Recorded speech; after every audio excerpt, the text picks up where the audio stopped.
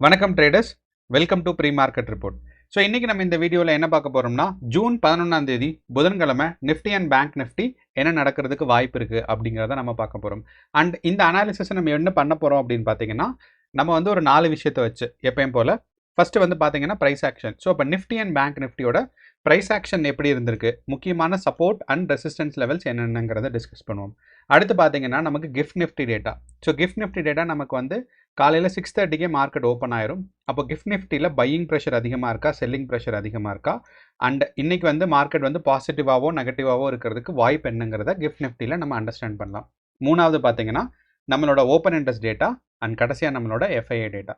And இந்த 4 விஷயத்தில் நம்ம ப்ரைஸ் ஆக்ஷன் ப்ளஸ் நம்மளோட ஓப்பன் இன்ட்ரெஸ்ட் டேட்டாவை பற்றி நம்ம டீட்டெயிலாக டிஸ்கஸ் பண்ணிட்டோம் நேற்று சாயந்தரம் போட்ட வீடியோலேயே. அதனால் இன்றைக்கி இப்போ காலையில் இருக்க வீடியோவில் அந்த ப்ரைஸ் ஆக்ஷன் அண்ட் ஓப்பன் இன்ட்ரெஸ்ட்டோட எக்ஸ்ப்ளனேஷன் கம்மியாக இருக்கும், கிஃப்ட் நிஃப்டி அண்ட் எஃப்ஐஐ டேட்டாவோட எக்ஸ்ப்ளனேஷன் அதிகமாக இருக்கும். ஓகே, இப்போ நம்ம வீடியோக்குள்ளே போகலாம். நம்மளோட ப்ரைஸ் ஆக்ஷன் பார்த்தோம்னா நமக்கு கிஃப்ட் நிஃப்டியில் பார்த்தீங்கன்னா நிஃப்டி 50ல் 2 நாளாகவே பார்த்தீங்கன்னா ஆல்மோஸ்ட் ஒரு கன்சாலிடேஷன் ஃபேஸ் தான்.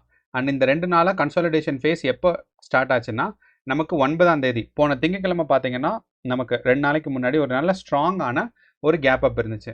அந்த கேப் அப்க்கு அப்புறம் நமக்கு நிஃப்டி 50 வந்து பார்த்தீங்கன்னா இந்த 25,140ன்னு ஒன்று இருக்குது பார்த்தீங்களா, இந்த ரேஞ்சிலேயே மார்க்கெட் வந்து மூவ் ஆகிட்டுருக்கு. ஓகே, அப்போது நமக்கு நியரஸ்ட் ரெசிஸ்டன்ஸ் எங்கன்னு பார்த்தீங்கன்னா நமக்கு வந்து R1 வந்து கண்டிப்பாக 25,140 தான். இதை விட்டு மார்க்கெட் கிராஸ் ஆச்சு, பிரேக் அவுட் ஆச்சுன்னா எவ்வளோ தூரம் போகும்னு பார்த்தீங்கன்னா 25,500 வரைக்கும் போகும். ஓகே, இன்கேஸ் நிஃப்டி 50 இன்றைக்கி வந்து செல்லிங் ப்ரெஷரில் இருக்குது, மார்க்கெட் டவுன் சைட் போகுதுன்னா ஃபஸ்ட்டு நமக்கு சப்போர்ட் எங்கே இருக்குன்னா 25,000ல் இருக்கும். இதுக்கு அடுத்து கீழே வந்துச்சுன்னா அடுத்து வந்து நமக்கு 24,800 இருக்குது. ஸோ அப்போது நமக்கு நிஃப்டி 50யை பொறுத்தளவு சப்போர்ட் எங்கன்னு பார்த்தீங்கன்னா ஃபஸ்ட்டு சப்போர்ட் வந்து 25,000ம், செகண்ட் சப்போர்ட் வந்து 24,800ம், ரெசிஸ்டன்ஸ் வந்து இப்போ இருக்கிற ரேஞ்ச் தான் 25,140ம், அதுக்கப்புறம் 25,500ம். ஸோ இதுதான். அப்போ இன்றைக்கி யூஸ்வலாக இந்த ஒரு ஸ்ட்ராங்கான ஒரு கேப் அப்க்கு அப்புறம் ஒரு கன்சாலிடேஷன் ஃபேஸ் எக்ஸ்பெக்டட் தான் ஒன்று. அண்ட் இந்த கேப் அப் வந்து நேற்று மட்டும் வரல, திங்கக்கிழமை மட்டும் வரல, பார்த்தீங்கன்னா செவ்வாய்க்கிழமையும் ரிப்பீட் ஆகிருக்கு. அண்ட் இந்த செவ்வாய்க்கிழமை காலையில் இந்த 2 கேண்டிலுமே பார்த்தீங்கன்னா நமக்கு என்ன சொல்லுதுன்னா, மார்க்கெட்டை யார் கண்ட்ரோல் பண்ணுறா அப்படிங்கிறது கிளியராக நமக்கு சொல்லுது. யார் கண்ட்ரோல் பண்ணுறான்னா ஷார்ட் செல்லர்ஸ்னால் கொஞ்சம் மார்க்கெட்டை புல் டவுன் பண்ணி அவங்க வந்து ப்ராஃபிட் எடுப்பாங்க, அவங்களுக்கு பேர் தான் ஷார்ட் செல்லர்ஸ். ஷார்ட் எடுக்கிறவங்களுக்கு பேர் தான் ஷார்ட் செல்லர்ஸ். அப்போ இந்த ஷார்ட் செல்லர்ஸ் தான் மார்க்கெட்டை பயங்கரமாக கண்ட்ரோல் பண்ணுறாங்க. அவங்க இந்த 2-3 கேண்டில் அழகாக ப்ராஃபிட் எடுத்துகிட்டு அதுக்கப்புறம் டே ஃபுல்லாக டிஸ்டர்ப் பண்ணல. ஸோ இதனால தான் நமக்கு வந்து ஷார்ட் செல்லர்ஸ் வந்து இதே மாதிரி நமக்கு வந்து மே 26ஆம் தேதிக்கு முன்னாடியுமே இதே மாதிரி மார்க்கெட்டை கொஞ்சம் புல் டவுன் பண்ண ட்ரை பண்ணாங்க. அதுக்கப்புறம் Nifty and bank Nifty recover ஆயிடுச்சு. அப்படிங்கிறனால இன்றைக்கும் பையிங் ப்ரெஷர் இல்லாமல் செல்லிங் ப்ரெஷர் ஸ்ட்ராங்காக இருக்கிறதுக்கு வாய்ப்புகள் கொஞ்சம் அதிகமாக இருக்குது. இதே மாதிரி நம்ம பேங்க் நிஃப்டியில் பார்த்தோம்னா பேங்க் நிஃப்டி வந்து ஒரு நியூ ஆல் டைம் ஹையான 57,000 பக்கம் தொட்டுருச்சு. அங்கேருந்து கண்டிப்பாக ஒரு ப்ரைஸ் கரெக்ஷன் எக்ஸ்பெக்ட் பண்ணலாம், ஏன்னா இந்த இடத்துல ஒரு கேப் டவுன் இருக்குது. ஸோ இந்த கேப் ஃபில்லிங் நேற்று பேங்க் நிஃப்டியில் நடந்துருச்சு. ஆனால் அதே சமயம் பார்த்தீங்கன்னா நமக்கு வந்து நிஃப்டி 50ல் இந்த கேப் ஃபில்லிங் நடக்கவே இல்லை. அப்படிங்கிறனால எக்ஸ்பைரிக்கு முன்னாடி இது கீழே வர்றதுக்கான வாய்ப்புகள் ரொம்ப ரொம்ப அதிகமாக இருக்குது. ஸோ இந்த கேப் ஃபில்லிங் நடக்கிறதுக்காகவாவது மார்க்கெட் வந்து கண்டிப்பாக 25,000 தொடுறதுக்கு வாய்ப்பு இருக்குது இன்றைக்கி. அதே சமயம் நமக்கு வந்து பேங்க் நிஃப்டி பார்த்தோன்னா ஏற்கனவே இந்த கேப் ஃபில்லிங் நடந்துருச்சு. அப்படிங்கிறனால ஒரு ஸ்ட்ராங்கான சப்போர்ட்டாக நமக்கு வந்து 56,600ல் இருக்குது. அண்ட் இங்கேருந்து மார்க்கெட் புல் பேக் எடுத்துச்சுன்னா மறுபடியும் நமக்கு வந்து 57,000 போகும். இல்லை அங்கேருந்து ட்ராப் ஆச்சுன்னா 56,000. நமக்கு ஏற்கனவே இருந்த ஒரு ரெசிஸ்டன்ஸ் சப்போர்ட் வந்து இந்த 56,000 தான். இது வரைக்கும் டவுன்ஃபால் ஆகிறதுக்கும் வாய்ப்பு இருக்குது. ஆனால் எனக்கு தெரிஞ்சு பேங்க் நிஃப்டி இங்கே டவுன்ஃபால் ஆகாது, மேபி கொஞ்ச நாள் கன்சாலிடேட் ஆகும்னு நினைக்கிறேன். ஆனால் நிஃப்டி 50 நம்ம வந்து ஒரு டவுன் சைட் மூவ்மெண்ட் கண்டிப்பாக நிஃப்டி 50ல் எதிர்பார்க்கலாம். ஸோ இதுதான் நம்மளோட ஒரு ஓவரால் பிக்சர் ப்ரைஸ் ஆக்ஷனை வச்சு. அண்ட் நம்மளோட கிஃப்ட் நிஃப்டி டேட்டா ஏன் முக்கியம்னு கேட்டிங்கன்னா, யூஸ்வலாக நமக்கு வந்து மார்க்கெட் நமக்கு 9:15க்கு தான் ஓப்பன் ஆகுது. ஆனால் நமக்கு கிஃப்ட் நிஃப்டிங்கிறது ஒரு 6:30க்கே ஓப்பன் ஆயிரும். ஸோ இந்த கிஃப்ட் நிஃப்டி 50யை சார்ந்து இருக்கிறது. ஸோ நிஃப்டி 50லேருந்து டிரைவ் பண்ணது தான் இந்த கிஃப்ட் நிஃப்டி. அப்படிங்கிறனால இந்த கிஃப்ட் நிஃப்டியில் நேற்று பார்த்தீங்கன்னா நேற்று 6:30க்கு நமக்கு 10ஆம் தேதி 6:30க்கு பார்த்தீங்கன்னா மார்க்கெட்டில் காலையில் வந்து ஒரு செல்லிங் ப்ரெஷர் வந்து கொஞ்சம் கம்மியாக தான் இருந்துச்சு.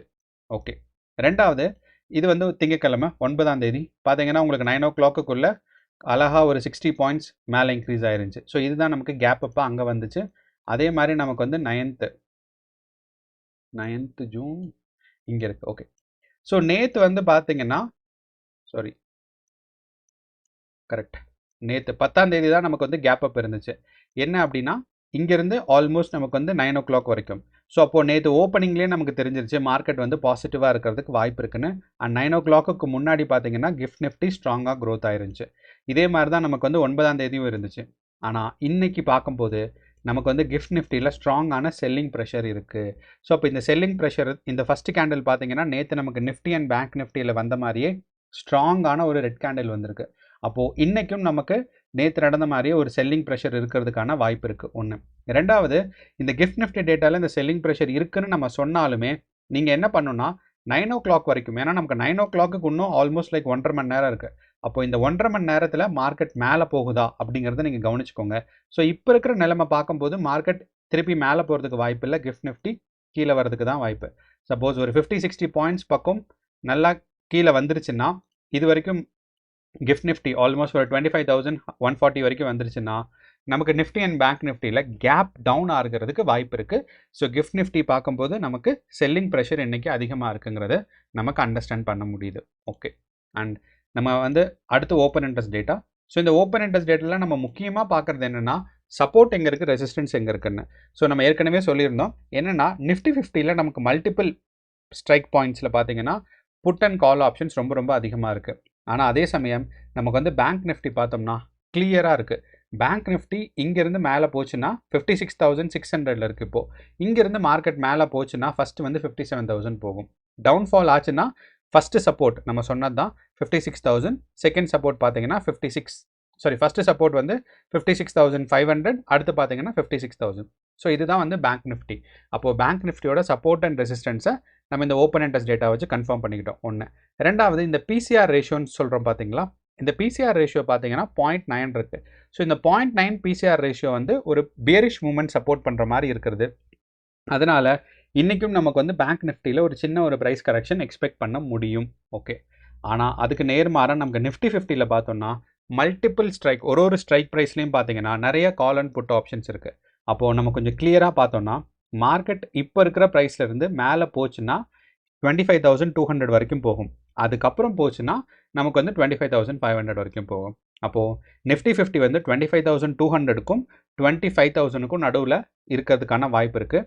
ஆனால் சப்போஸ் இன்றைக்கி கேப் டவுன் ஓப்பன் ஆகி இந்த பாயிண்ட்டை பிரேக் ஆயிடுச்சுன்னா கண்டிப்பாக ஒரு 24,500 வரைக்கும் கூட நிஃப்டி போகிறதுக்கான சான்சஸ் நமக்கு இருக்குது. அண்ட் இந்த பிசிஆர் ரேஷியோ 0.79, அதாவது க்ளோஸ் டு 0.8 இருக்குது.